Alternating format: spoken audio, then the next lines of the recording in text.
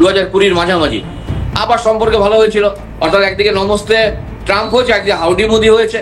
অর্থাৎ তখন ভাবা হয়েছিল ট্রাম্প হয়তো ভারতের বড় বন্ধু, কিন্তু এমন একজন মানুষ, তার সাইকোলজিক্যাল অ্যানালিসিস যদি করা যায়, তার সাথে কারো বন্ধুত্ব থাকে না। ইলন মাস্কের সাথে থাকেনি, যা নির্বাচনে এত টাকা মানে ব্যয় করেছেন এবং অন্যান্য কোম্পানিকে থ্রেট দিচ্ছেন। সুতরাং এটা আমরা পার্মানেন্ট সিদ্ধান্ত আসতে পারি না যে আমেরিকার সাথে লং টার্ম আমাদের এরকম সম্পর্কের অবনতি ঘটবে। আবার আমেরিকার দিক থেকেও আমাদের হয়তো প্রস্তাব আসতে পারে সম্পর্ক নরমালাইজ করার ক্ষেত্রে। একদম। দেবাশিস দা, আরেকটা জায়গায় জিজ্ঞেস করছি, কিন্তু বিদেশ নীতি বা এই যে বাণিজ্য নীতি বা কূটনীতি আপনি যাই বলুন, বিরোধীরা বলছেন যে ভারতের সঙ্গে আমেরিকার সম্পর্ক যে এত ফ্র্যাজাইল, এটা মোদি কি বুঝতে পারেননি? এক নম্বর। দ্বিতীয়ত আপনার কাছে জিজ্ঞেস করব, ডোনাল্ড ট্রাম্প যেভাবে তার অ্যাক্টগুলোকে সামনে আনছেন, যেভাবে তিনি বিহেভ করছেন, এই ডিক্টেটরশিপ, আমি তো বলবো এটা ডিক্টেটরশিপ, যে যদি রাশিয়ার সঙ্গে তেল কেন আরো 25% চাপিয়ে দেবো, হয়তো বা হতে পারে আনপ্রেডিক্টেবলি আগামী দিনে আমেরিকা বলতেও পারে যে 100% আমি শুল্ক তোমার উপর চাপিয়ে দিলাম, মানে যে জিনিসটা 100 টাকা সেটা 200 টাকা আমেরিকার লোককে কিনতে হবে। আমার কথা এক হচ্ছে যে ফ্রাজাইল রিলেশনশিপ, এটা কি সত্যি? এই যে আপনি যেমন হাউডি মোদি বললেন, আবার ওদিকে নমস্তে ট্রাম্প বললেন, তখন তো সম্পর্কটা খুব মধুর ছিল। এই ফ্র্যাজাইল রিলেশনশিপ ভারতের শেয়ার বাজার বা ভারতের অর্থনীতির উপর কোনো স্থায়ী প্রভাব ফেলতে পারবে কিনা, এক। দ্বিতীয়ত, বিরোধীদের এই অবস্থান নিয়ে কি বলবেন? কারণ এটাও তো আমি বলবো যে দেশের স্বার্থে একটা অবস্থান সবাইকে একসঙ্গে হয়তো বা থাকা উচিত, কিন্তু সেটা থাকা হচ্ছে না। এটা কি আমাদের মানে আমাদের দেশের ইন্টিগ্রিটির ক্ষেত্রে বা ইকোনমিক্যাল ইন্টিগ্রিটির ক্ষেত্রে কোনো প্রবলেম হবে? ভালো কথা বলেছেন। দেখুন, শেয়ার যে এই ঘোষণার পরে তাৎক্ষণিক শেয়ার মার্কেটে তো একটু ডাউনফল হয়েছিল, সেটা তো চলছে। আবার গতকাল দেখলাম কিছুটা উঠেছে।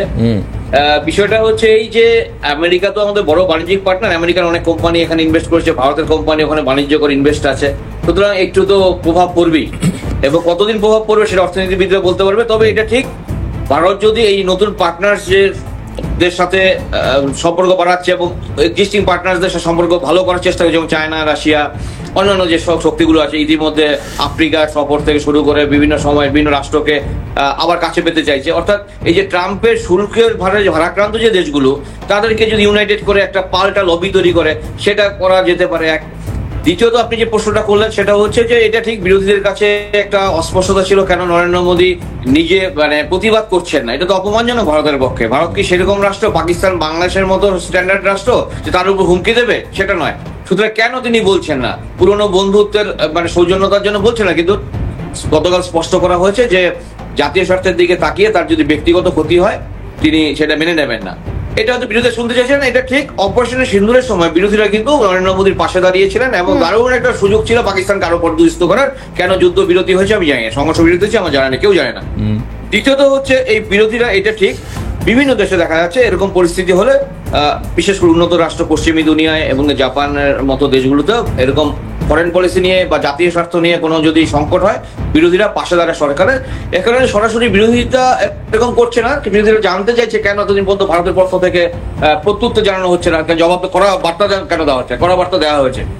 এবং আরেকটি কথা মনে রাখার প্রয়োজন আমাদের, যে এই মুহূর্তে সিদ্ধান্তটা ট্রাম্প নিয়েছেন ঠিকই, ভারত অবশ্যই কিন্তু রণকৌশল নিচ্ছে, তো পাল্টা কিভাবে ট্রাম্পকে চাপে রাখা যায়।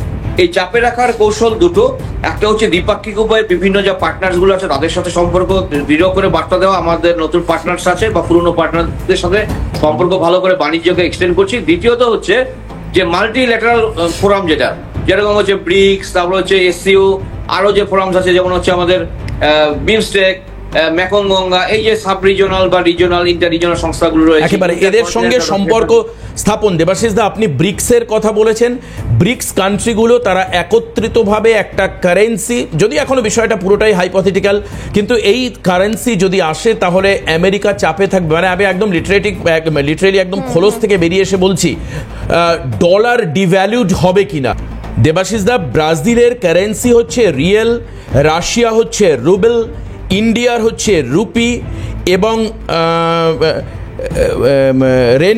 রেনমিনভি হচ্ছে চায়না এবং রেন্ড হচ্ছে সাউথ আফ্রিকা।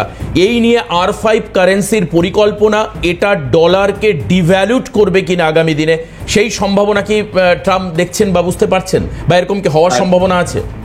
হ্যাঁ, দেখুন, ডলারকে ডিভ্যালুয়েট করবে কিনা বলা মুশকিল, তবে ডলারের কাউন্টার একটা চ্যালেঞ্জ হবে। আচ্ছা। যে আন্তর্জাতিক বাণিজ্যের ক্ষেত্রে ডলার একটা বহুল প্রচলিত এবং খুব কমন কারেন্সি, তারপর ইউরো এসে, তার আগে অবশ্য পাউন্ড ছিল, কিন্তু পাউন্ড খুব কমই ব্যবহৃত হয় এখন। তো এই ডলার, কারণ আমেরিকার ভয় হচ্ছে যে এই যে ব্রিক্সভুক্ত দেশগুলো বিশ্বের ইকোনমির একটা বড় অংশ নিয়ন্ত্রণ করে, জনসংখ্যা সারা বিশ্বের 70% এদের। তো আগামী দিনে এরা যদি বিশ্ব নিয়ন্ত্রণ করে এবং এরা যদি নিজেদের মধ্যে বাণিজ্য করে ব্রিক্স কারেন্সি, পরবর্তীকালে যে এটা আন্তর্জাতিক বাণিজ্যের ক্ষেত্রে একটা খুব পপুলার মুদ্রা হয়, তাহলে তো ডলার বিক্রি করে যে হাজার হাজার কোটি ডলার ইনকাম করে আমেরিকা প্রতি বছর, মিলিয়ন মিলিয়ন ডলার, তো সেটা বন্ধ হয়ে যেতে পারে। এটা একটা বড় ভীতি। তাই দেখবেন যে একদিকে রাশিয়ার উপর ক্ষিপ্ত, চায়নার উপর ক্ষিপ্ত, ভারতের উপর ক্ষিপ্ত, এবং পাশাপাশি যদি দেখেন ল্যাটিন আমেরিকার দেশ ব্রাজিলের সাথে কিন্তু আমেরিকার সম্পর্ক দীর্ঘদিনই খারাপ ছিল। শুধু ব্রাজিল কেন, আর্জেন্টিনা আমাদের পরবর্তী সদস্য হতে পারবেন সম্ভব।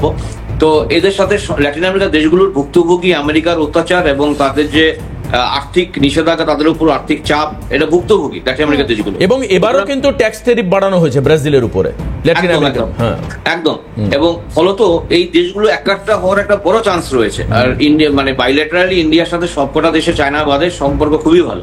সুতরাং এদেরকে একটা করলে ইন্ডিয়া যেমন লাভ হবে, ইন্ডিয়ার ব্রিক্সের লাভ হবে। পাশাপাশি হচ্ছে এই যে ডলারাইজেশনের একটা প্রসেস চলছে সারা বিশ্ব জুড়ে। এটা শুধু ইন্ডিয়ার ভাষ্য নয়, এটা বিশ্বের অনেক দেশ বলছে, রাশিয়াও বলছে, এবং অন্যান্য যে দেশ মানে অ্যান্টি আমেরিকান বা যারা আমেরিকার মানে ডমিনেশনকে মানছে না, ইকোনমিক ডমিনেশনকে, তারা ডলারাইজেশনের পথে যাচ্ছে।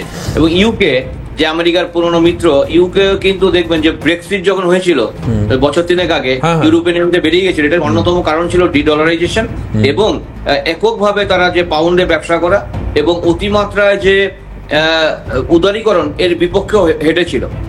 ফলত আগামী দিনে ধরুন এই যে গ্লোবালাইজেশন, তো আমেরিকা মানে অন্যতম মানে ধারক বাহক গ্লোবালাইজেশনের, বলে আগামী দিনে এই যে গ্লোবালাইজেশন আমেরিকাকে, যে ম্যাকডোনালাইজেশন আমরা যেটাকে বলি, ম্যাকডোনালিকরণ, অর্থাৎ এই যে আধিপত্য, এই আধিপত্য করতে একদিকে আর্থিক আধিপত্য, একদিকে সাংস্কৃতিক আধিপত্য। একটা বিষয় একটু জানার চেষ্টা করবো, একটা বিষয়, কারণ আমরা দেখতে পাচ্ছি যে আমেরিকার অভ্যন্তরেই তাদেরকেই তো 100 টাকার জিনিসটা 125 এবং তারপর 150 টাকায় কিনতে হতে পারে। এবার সেই পরিস্থিতিতে দাঁড়িয়ে দেশের অভ্যন্তরেই একটা দেশ বিরোধী মানে সরকার বিরোধী একটা গোষ্ঠী তৈরি হতে পারে, কিন্তু ডোনাল্ড ট্রাম্প এমনটা করছেন কেন? ডোনাল্ড ট্রাম্প জানেন আমেরিকার সংবিধানে তৃতীয়বার প্রেসিডেন্ট হওয়ার কোনো সম্ভাবনা নেই। সুতরাং once he elected as a president, he will continue for next 4 years। সুতরাং জানে জনগণ তাকে ভোট দিল, কে ভোট দেওয়ার প্রশ্ন নেই, অর্থাৎ তারা নির্বাচিত হওয়ার সম্ভাবনা নেই আমেরিকার সংবিধান অনুযায়ী। এই 4 বছর তিনি রাজ করবেন। আর তিনি যেহেতু একটু মানে পাওয়ার মঙ্গার মানুষ, একজন পাওয়ার সেন্ট্রিক মানে আইডিওলজিতে বিশ্বাস করেন, সুতরাং তিনি আমার ডোমিনেন্সটা আসল, আমি আমেরিকাকে এন্টায়ার সিস্টেমটাকে চেঞ্জ করব এবং আমেরিকার যে অর্থনীতিকে চেঞ্জ করবো, আমেরিকা ফর আমেরিকানস, এই নীতির মধ্য দিয়ে, অর্থাৎ আমেরিকাতে বিদেশি যারা রাষ্ট্র বাণিজ্য করতে যায়, তারা আমরা যা বলবো সেই অনুযায়ী, আমরা যা বলবো সেটা চলবে। অর্থাৎ দেশের জনগণ কতটা ভুক্তভোগী হবে কি হবে না সেটা নিয়ে কনসার্ন নয়, আগেও ছিলেন, এখনো তিনি নন। বেশ, অনেক ধন্যবাদ দেবাশিস দা, গুরুত্বপূর্ণ সময় আমাদেরকে দেওয়ার জন্য, এবং একদম বেশ খানিকটা গভীরে ঢুকে আমরা কিন্তু শাহানা ব্যাখ্যা শুনলাম দেবাশিস দার। অনেক ধন্যবাদ। দেবাশিস নন্দী, আন্তর্জাতিক সম্পর্ক বিশেষজ্ঞ, আমাদের সঙ্গে জিরো আওয়ারে ছিলেন। আর দেবাশিস, দেখো একটা বিষয়, আনপ্রেডিক্টেবল কথাটা ক্রিকেটের মাঠে ছিল, কিন্তু এবার কিন্তু আন্তর্জাতিক ক্ষেত্রেও ডোনাল্ড ট্রাম্পের সৌজন্যে মোটামুটি পপুলার হয়ে গেল। জিরো আওয়ার আমাদের এখানেই শেষ করতে হচ্ছে। খবরের পরবর্তী আপডেট দেখুন শর্মিষ্ঠার সঙ্গে।